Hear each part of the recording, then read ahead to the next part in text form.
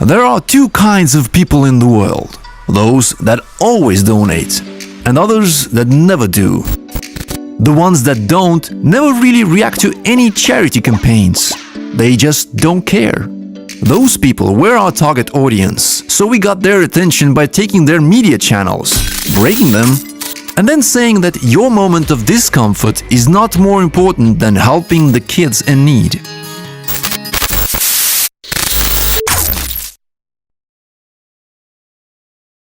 Kas telekata on elu raske? Reanimobiilita on elu võimatu. Aita päästa laste elusid ja toeta Tallinna lastehaigla reanimobiili ostu. But we didn't stop there. For radio ads, we took ageless hits and broke these in order to encourage people to donate.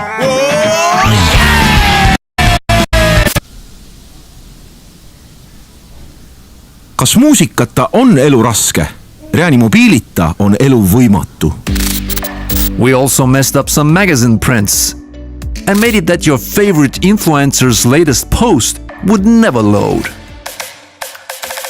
The campaign had instant results and gave the foundation a big push that helped raise a record-worthy 1 million euros, an amount that is the best result for the last 27 years.